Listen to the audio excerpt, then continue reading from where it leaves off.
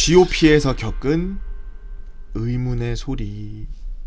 모닝소주님께서 올려주신 써랑썰레입니다. 유튜브로 보시는 분들 구독과 좋아요, 알림 설정, 댓글 잊지 말고 한 번씩 눌러주세요. 안녕하세요. 유튜브로 시청하다가 이제 심심할 때면 습관처럼 개보고님 영상을 보고 있어요. 개보고님의 영상을 보면 나도 썰이나 한번 풀어볼까 하다가 이제야 썰 하나 올려보려고 합니다. 정확한 날짜는 기억이 안 나는데 오히려 MSG는 최대한 줄이고 최대한 기억나는 대로 써보려고요. 08년 8월 백이 보충대, 지금은 없어졌죠. 동반 입대로 입대하고 썩어가는 훈련소에서 훈련병 생활을 하고 땡사단 해안 GOP 소초에서 복무를 하게 되었습니다. 21곡의 군가 암기, 선임들의 이름, 월번과 상급자가 초소에 방문했을 때 지형지물의 명칭과 브리핑하는 방법 등을 암기하고 이등병이 해야 할 온갖 잡일들을 하면서 소초의 생활에 익숙해질 때쯤이었습니다. 글을 쓰는 지금도 살짝 가물가물하긴 합니다만 아마 봄에서 초여름이었던 걸로 기억합니다. 왜냐하면 겨울이었다면 눈치운 기억밖에 없었을 테고 한여름이었다면 모기 쫓느라 정신없었을 기억밖에 없었을 테니까요.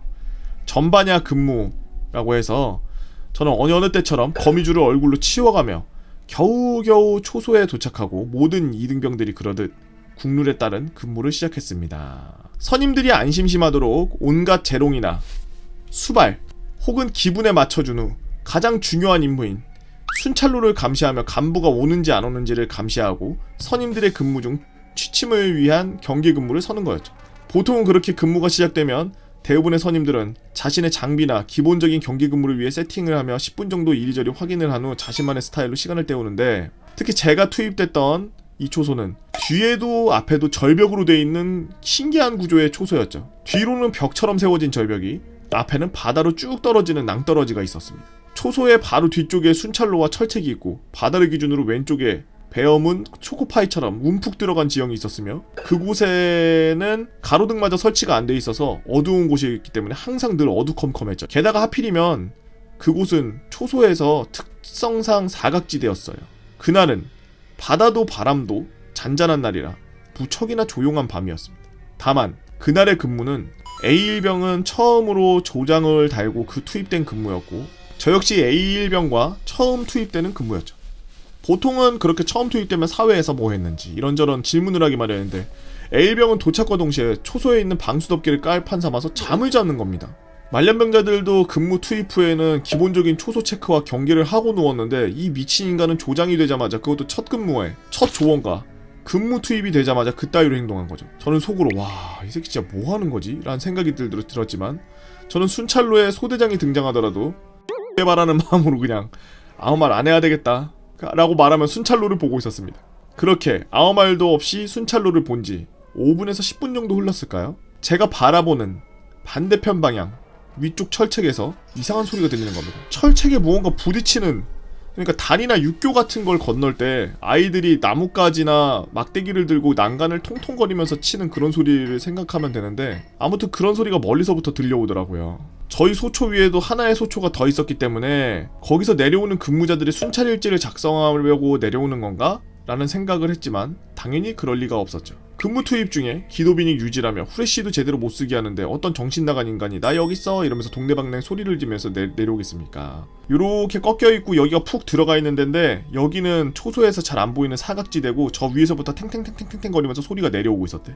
초소가 여기 있고 경기 근무를 쓰는데 그런 소리를 내는 행동 자체가 비정상적이었기에 저는 뭔가 이상함을 느끼며 야투경을 사용해서 철책을 확인했지만 아무것도 없었습니다. 분명 소리는 계속 들려오고 있었는데, 그리고 그 소리가 점점점 가까워진다는 것도 알 수 있었죠.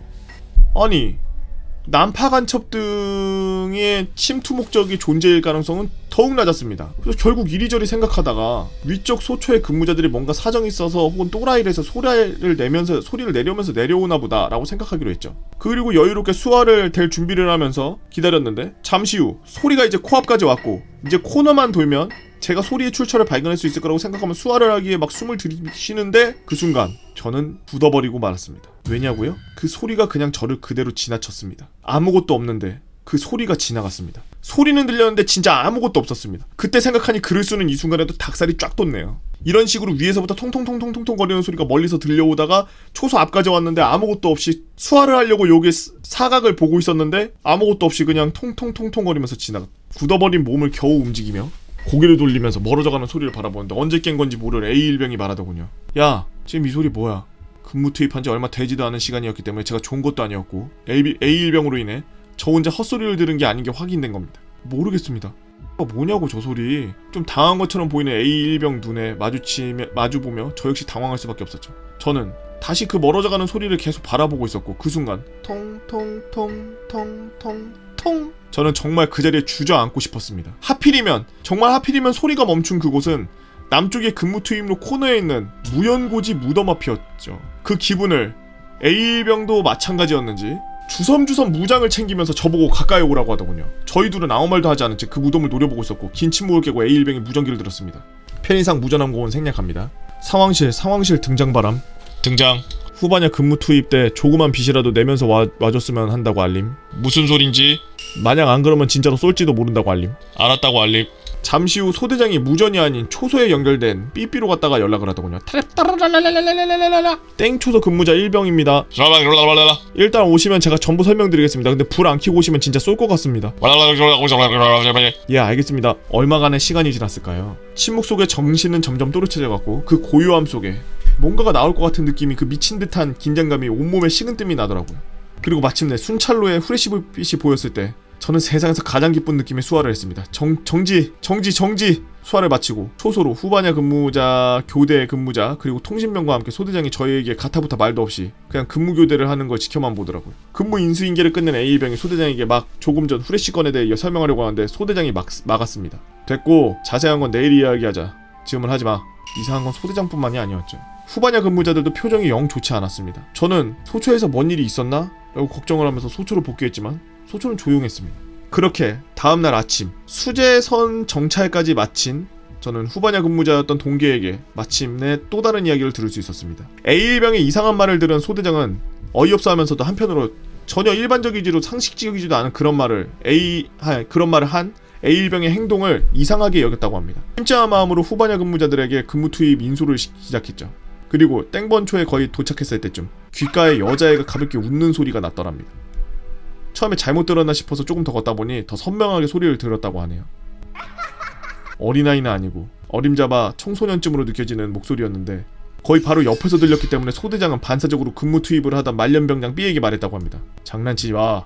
소대장님이 웃은 거 아닙니까? 뭔가 등골이 오싹해지려고 할 때 뭔가에 끌리듯 넷은 고개를 돌렸고 그곳엔 무연고자 무덤이 있었다고 하네요. 그리고 너나 할 거 없이 후레쉬를 다 켜고 왔다고 합니다. 네, 바로 저와 A병이 봤던 그 무연고자 무덤이었죠. 무연고자 무덤이라고는 하지만 어디에서나 들어봤을 법한 그런 이야기가 무덤에 얽힌 이야기로 선임들의 입과 입을 통해 내려왔고 저 역시 그 무덤의 이야기를 알고 있었습니다. 제가 있던 소초와 땡번초 사이에 조그마한 어촌마을이 하나 있죠. 무덤의 주인은 그 어촌마을에 살던 10대 소녀였는데 소녀는 소초에서 근무하던 소대장을 짝사랑하다가 마침내 용기 내 고백을 했다고 합니다. 하지만 소대장은 군인인 나는 나라를 지키는 게 의무고 학생인 너는 공부를 하는 게 의무다 라고 하면서 소녀의 고백을 사실상 거절했다고 했고 상실감에 빠진 소녀는 초소 위에 있는 그 절벽에서 뛰어내렸죠. 그리고 그 자리가 바로 무연고자 무덤이 있던 그 자리라는 이야기입니다. 지금도 그때의 그 의문의 소리와 소대장 외에 3명이 들었다고 하는 의문의 웃음소리, 이해할 수 없는 일임은 틀림없습니다. 뭔가 상식적으로는 설명할 수 없는 일들이 정신이 멀쩡한 상태에서 그것도 여러 명이 동시에 정확하게 들었다는 건 착각이 아니었다는 건데 도대체 정체가 뭐였을까요? 모닝 소주님께서 아침에 술 한잔 드시고서 쓴 썰랑썰레 재밌게 잘 봤습니다. 여름에는 공포썰이 죽어도 안 나오다가 겨울 되니까 공포썰이 더 나와. 난방비 많이 나오겠어요. 여러분은 어떤 재미난 이야기가 있나요? 여러분의 재미난 이야기 네이버 카페 개보고 팬 다 모여라 개팬다로 오셔서 썰랑썰레 게시판에 말머리 달아서 글 남겨주시면 유튜브 작업해서 업로드하도록 하겠습니다. 유튜브로 작업 시엔 스페이스바로 못해도 4칸 기본 5장은 돼야 페이지를 이렇게 하나 둘 셋 넷 다섯 이런 식으로 눌러서 글자 수로만 5장 정도, 4장 정도 돼야 유튜브 각이 나오기 때문에 너무 짧게 쓰시면 유튜브 각이 안 나온다는 거. 소재는 좋지만 유튜브에 못 올라온 그런 썰들이 많습니다. 유튜브로 보시는 분들 구독과 좋아요, 알림 설정, 댓글 잊지 말고 한 번씩 눌러주시고요. 오늘도 나라 지키기 위해서 귀신과 싸우고 계신 우리 국군 장병 여러분들 진짜 고생이 많습니다.